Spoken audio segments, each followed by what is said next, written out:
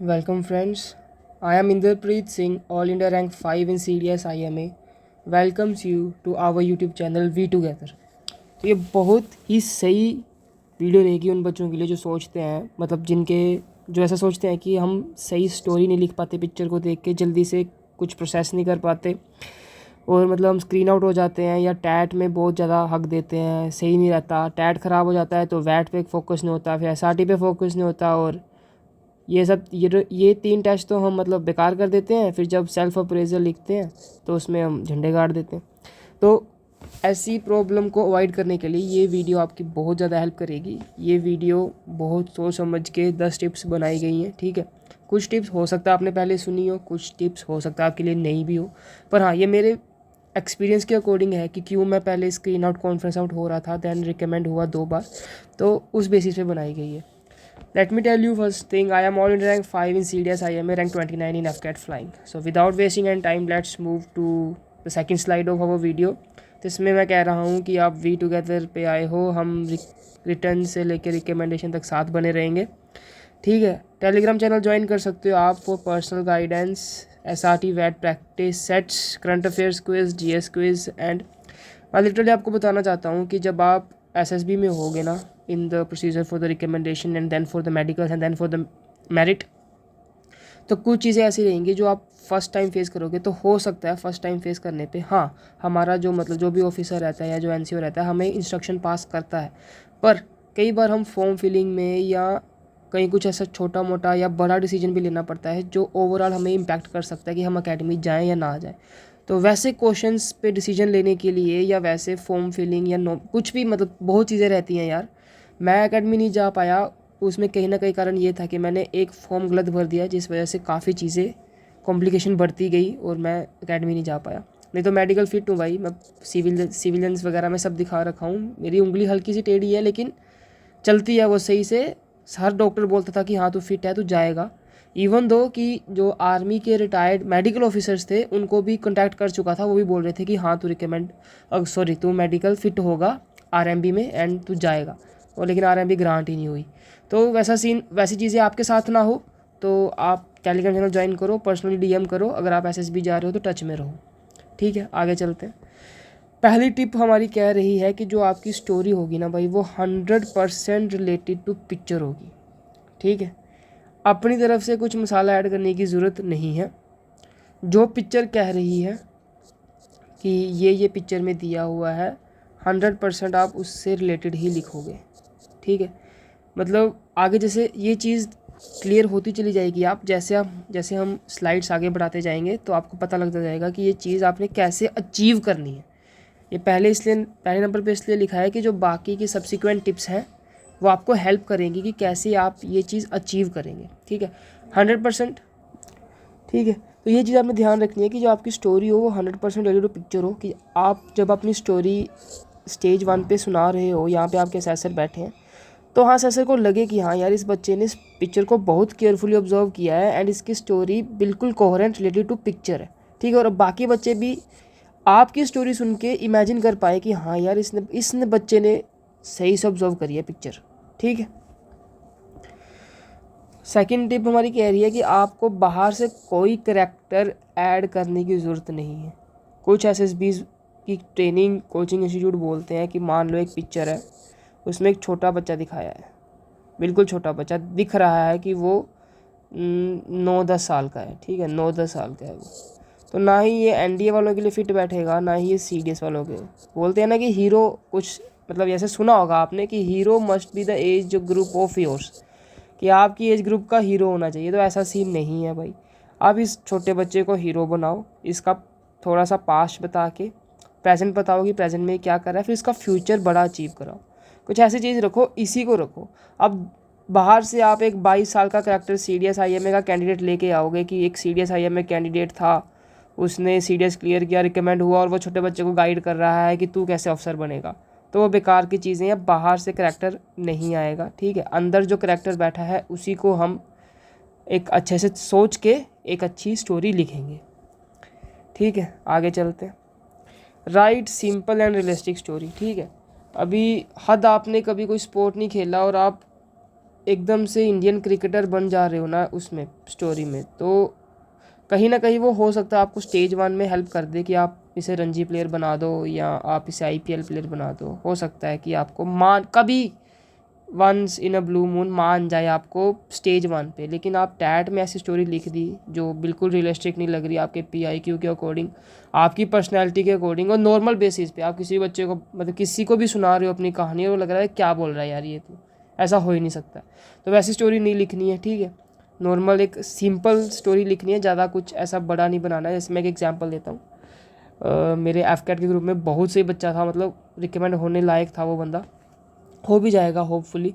तो उस बंदे ने टैट में ऐसी स्टोरीज लिखी थी, उसमें से एक थीम आपके साथ डिस्कस कर देता हूँ। उसमें लिखा था, स्टोरी की थीम थी कि हम कि लड़कियों की जो है वो कर रहे हैं, मतलब कैसे बताऊँ, लड़कियों को लड़का बना रहे हैं, ऐसी स्टोरी लिखी थी। वो थीम ऐसी थी, ठीक है, कि लड़कियों को हॉस्पिटल लेके जाते हैं फिर उसको लड़का बना देते हैं। तो ऐसी बेकार की चीज़ें नहीं लिखनी है भाई। विलेज की स्टोरी थी, विलेज बैकग्राउंड की पिक्चर थी और उसमें उसने ये चीज़ ऐड कर दी थी, ठीक है। तो यूएसए की एसएसबी होती तो मान भी सकते थे ये स्टोरी को, लेकिन इंडिया की एसएसबी में ये नहीं चल पाएगी फ़िलहाल के टाइम पे। कमिंग ईयर्स का हम कुछ कह नहीं सकते। तो ऐसे मतलब अनडिफाइंड चीज़ें नहीं लिखनी है आपको, सही सिंपल रियलिस्टिक स्टोरी लिखनी है। आगे चलते हैं। तो यहाँ पे मैंने लिखा है कि आपको ओवरऑल 13 स्टोरीज लिखनी है। अगर आपकी पहली स्टोरी अच्छी है तो आपको बाकी की स्टोरीज लिखने का मौका मिल सकता है, ठीक है। तो आपको 13 स्टोरीज लिखनी है, कोशिश करनी है कि different stories with different themes, ठीक है। मान लो सिमिलर पिक्चर आ भी गई, सिमिलर पिक्चर मोस्टली आर्मी पे होती है। एक आर्मी सोल्जर यहाँ पे खड़ा था गोली पकड़ के, फिर दूसरी पिक्चर बनाई उन्होंने, दूसरी पिक्चर थी एक दो आर्मी सोल्जर एक दूसरे से बात कर रहे हैं। तो इनका आप अलग स्टोरी लिखोगे। मान लो इस पे आपने स्टोरी ऐड कर दी कि एक सोल्जर है जो पोस्टेड है, ठीक है, बॉर्डर पे, और अपनी ड्यूटी को स्ट्रिक्टली ऐसे फॉलो अप करता है, ऑफिसर के इंस्ट्रक्शंस को स्ट्रिक्टली फॉलो करता है। That's all. आपने एक कंक्लूजन बना दिया कि हाँ हमें इसे फॉलो करना चाहिए, और वो अपने विलेज में जाके अपने नेबर्स को भी मोटिवेट करता है कि हाँ सोल्जर बनो, soldier life is the best life. ऐसी ही आपने एक नॉर्मल सी स्टोरीज पे लिख दी, बहुत बढ़िया स्टोरी है। फिर इसमें आप ये नहीं करोगे कि हाँ इसमें भी वो एक ऑफिसर उसे इंस्ट्रक्शन पास कर रहा है, फिर वो उस इंस्ट्रक्शन को फॉलो करता है बहुत ढंग से, फिर वो ऐसे ही मतलब सेम थीम सेम स्टोरी। आप समझ सकते हो कि कैसे समझा रहा हूँ आपको, कि सेम सिमिलर पिक्चर्स के लिए डिफरेंट थीम्स डिफरेंट स्टोरीज। अभी इसके लिए देखा जाए कैसे कर सकते हैं इसको हम, इस पिक्चर तो मतलब जैसे हम मान सकते हैं कि चलो अलग अलग थीम सोचनी हो इन पिक्चर्स की, तो कैसे सोचेंगे। मान लो ये जो पिक्चर है वो कहीं एक्सरसाइज करने जा रखा है बंदा, ठीक है। मान लो इस बहुत अच्छा सोल्जर था, इसके ऑफिसर से खुश हो गए, ठीक है। फिर इसको हमने भूटान भेज दिया स्पेशल ड्यूटी के लिए। इसमें मान सकते हैं कि एक न्यूली लेफ्टिनेंट रिपोर्ट कर रहा है अपने सीईओ को, फिर वो मतलब अपने चार्जेस वगैरह लेता है, जहाँ पे भी उसे ओआईसी वगैरह कुछ भी बनाया जाता है तो उसके चार्ज वगैरह लेता है, अपने सोल्जर से मिलता है, उन्हें ग्रीट करता है, एक अच्छा बॉन्ड बना के रखता है। वैसा इसके लिए लिख सकते हैं। तो ऐसे अलग अलग चीज़ें लिखनी है, ठीक है, सेम नहीं। और बंदे क्या करते हैं कि हम कोशिश करते हैं कि हमारी ऐसा सोच लेते हैं, मैं भी पहले सोचता था जब कॉन्फ्रेंस आउट हुआ था कि हाँ ऐसा जो स्टेज 1 की स्टोरी थी वो बहुत बढ़िया थी, तो वैसी थी मैं इसमें चेप दूंगा, तो नहीं करना है ऐसा, ठीक है, अलग लिखनी है। ये बहुत बढ़िया, बहुत इम्पोर्टेंट है ये हमारी, कलर चेंज करते हैं यार, ये बहुत इम्पोर्टेंट है, ठीक है। हमें अननेसेसरीली आर्मी को स्टोरी में इंक्लूड नहीं करना है अनलेस एंड अनटिल आपके पास कोई और ऑप्शन नहीं है, ठीक है। फिर भी ऑप्शन निकलता है। मान लो एक पिक्चर डिस्कस करते हैं, एक तोप दिखाई जा रही है, ये पिक्चर मेरे टैट में थी। अभी इसमें कुछ बच्चों ने लिखा था कि वो एक आर्मर्ड कोर है, ठीक है, वहाँ का बंदा है। मैंने लिख दिया था फोर्ट विजिट, ठीक है। तो अगर बच सकते हो ना आर्मी से टैट में डालने के लिए, ज़्यादा अननेसेसरीली दिखाने की ज़रूरत नहीं है कि आप बहुत ज़्यादा मोटिवेटेड हो भाई आर्मी आर्मी, मेरे दिमाग में आर्मी चलती है, ऐसा कुछ सीन नहीं है, ऐसा नहीं दिख। नॉर्मल अगर 13 की 13 स्टोरी में कहीं भी आर्मी नहीं होगा फिर भी आपके चांसेस उतने ही हैं रिकमेंडेशन के जितने अगर आप 13 में से 3 में आर्मी डाल दोगे, ठीक है। उससे फ़र्क नहीं पड़ेगा कोई भी, पर कम डालो आर्मी।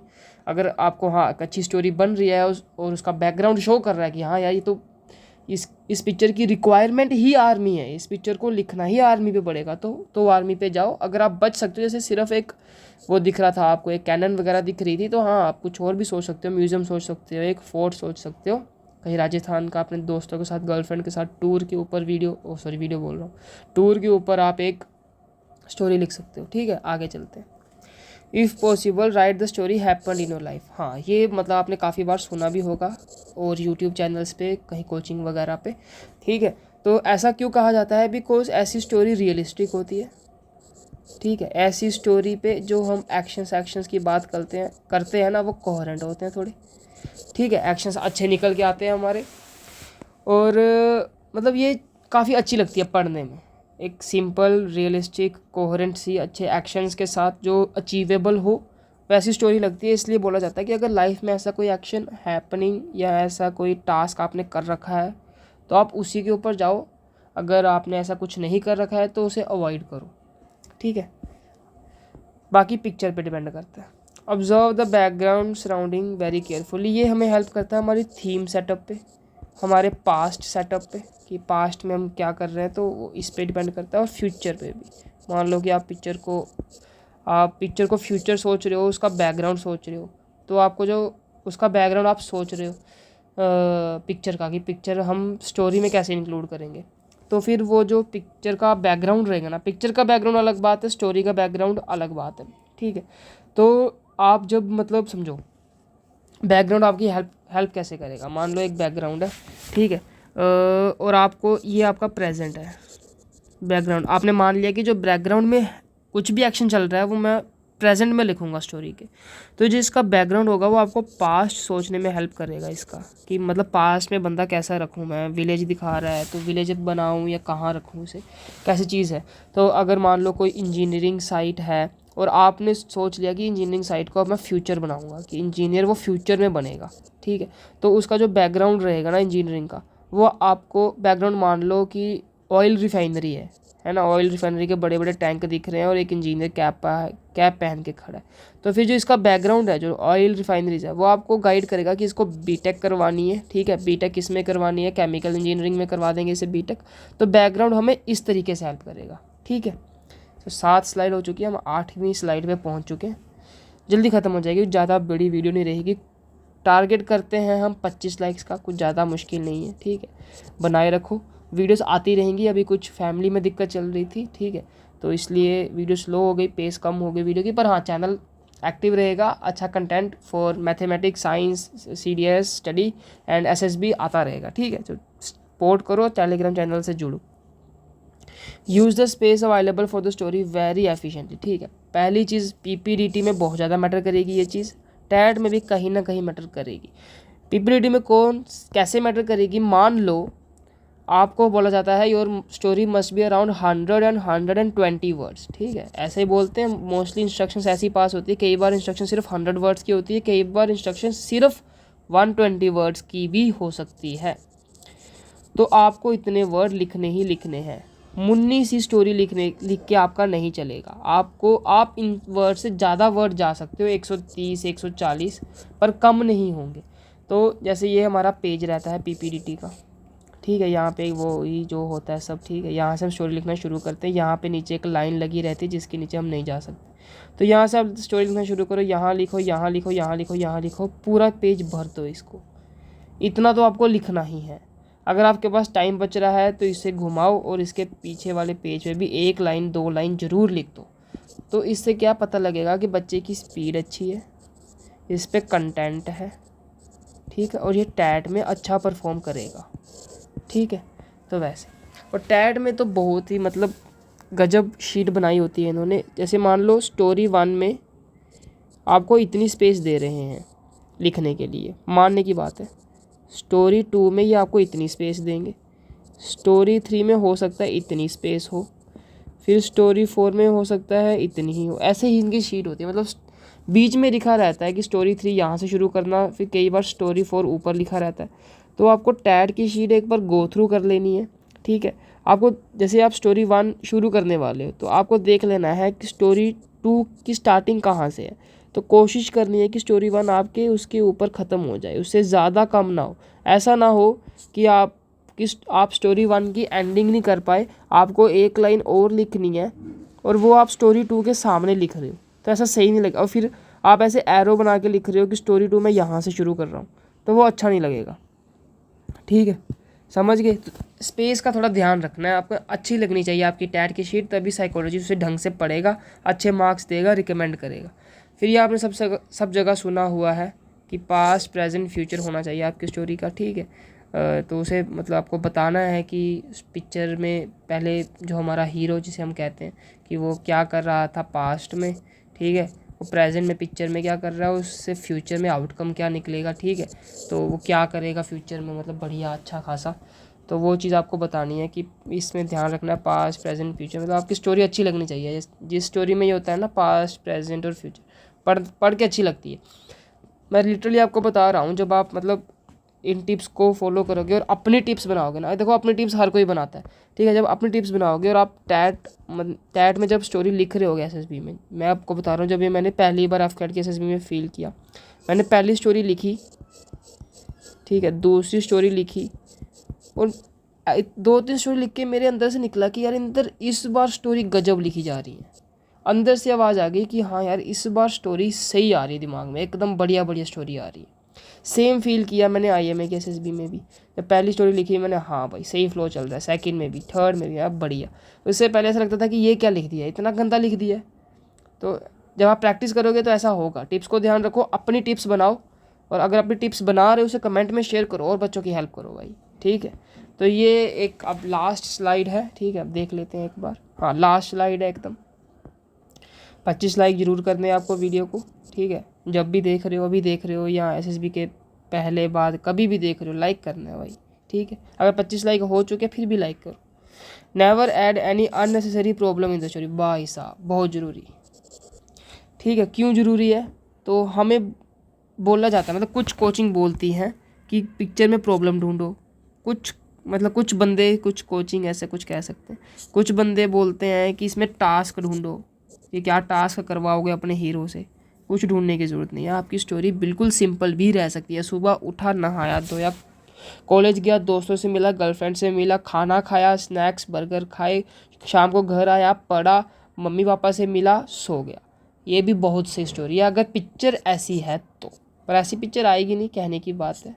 अफसर बनेंगे तो ऐसी पिक्चर तो नहीं डालेंगे कि जिसमें आप ऐसी स्टोरी लिखो, ठीक है। तो इसमें मैंने लिखा भी है, yes your story can be good and positive from the beginning to end. हाँ नॉर्मल स्टोरी जिसमें कुछ हैपनिंग नहीं हुआ, कोई एक्सीडेंट नहीं हुआ, कोई चोरी नहीं हुई, कुछ नहीं हुआ, वैसी स्टोरी भी अच्छी लगती है पढ़ने में, नंबर मिलते हैं उस स्टोरी में, भर के नंबर मिलते हैं, ठीक है। Rest is up to the picture. हाँ बिल्कुल, पिक्चर ऐसी नॉर्मल तो इतनी आएगी, एक आधी पिक्चर नॉर्मल होती है, उसमें आप नॉर्मल स्टोरी लिखो। बाकी पिक्चर्स में हाँ आपको कहीं ना कहीं दिख रहा होगा कि एक बंदा रस्सी टांग के एक दीवार फांदने की कोशिश कर रहा है, तो उसमें आप ये तो नहीं लिखोगे कि सुबह उठा, वो नहाया धोया, खाना खाया और अपने घर की दीवार को ही वो ऐसे निकल रहा है और फिर खेलने चला गया। तो ऐसा तो नहीं होगा ना, अच्छा नहीं लगेगा कि आप अपनी पर्सनैलिटी बता रहे हो कि आप अपने ही घर में कैद हो, फिर उस पे आप दीवार को कूद के निकल। तो इसमें तो आपको कुछ ना कुछ बताना पड़ेगा कि हाँ यार कुछ टास्क चल रहा है, कुछ एनसीसी का इवेंट चल रहा है, या कोई वो समर कैंप कुछ गेम्स वगैरह खेलने गया है, या वो अपना रस्सा कस्सी की प्रैक्टिस कर रहा है, मतलब रोप क्लाइंबिंग की प्रैक्टिस कर रहा है, अपना ग्रिप स्ट्रॉन्ग कर रहा है, कैसा भी सीन है, ठीक है। वैसे आपको सोचना पड़ेगा उस पिक्चर पे। तो ये था मेरी तरफ से 10 टिप्स आपके लिए जो मैंने अपने एक्सपीरियंस से बनाई है। ये होपफुली आपको बहुत ज़्यादा हेल्प करेंगी। फिर जैसे मैं अपने हर वीडियो के लास्ट में बोलता हूँ, अगर ये वीडियो आपको 1% भी हेल्प करी तो आप चैनल को सब्सक्राइब करो, वीडियो को लाइक करो, अपने दोस्तों के साथ, एसएसबी ग्रुप्स के साथ जो हम बनाते हैं, माफिया खेल के दोस्त बनते हैं हमारे, फिर वो हम व्हाट्सएप पे ऐड करते हैं कि कभी ज़रूरत पड़ेगी तो काम आएंगे, उन ग्रुप्स में शेयर करो। टारगेट करा है 25 लाइक्स का, क्या पता किसी दिन इसमें 25K लाइक भी हो। तो वीडियो को वॉच फॉर सेव लेटर करके रख दो, जस्ट एसएसबी के पहले देखने में भी हेल्प करेगा, ठीक है। बाकी keep practising, keep working hard, I am with you, join Telegram, DM, personal guidance is there. Okay, जितनी हेल्प कर सकते हैं भाई करेंगे। Okay, thank you so much, please subscribe.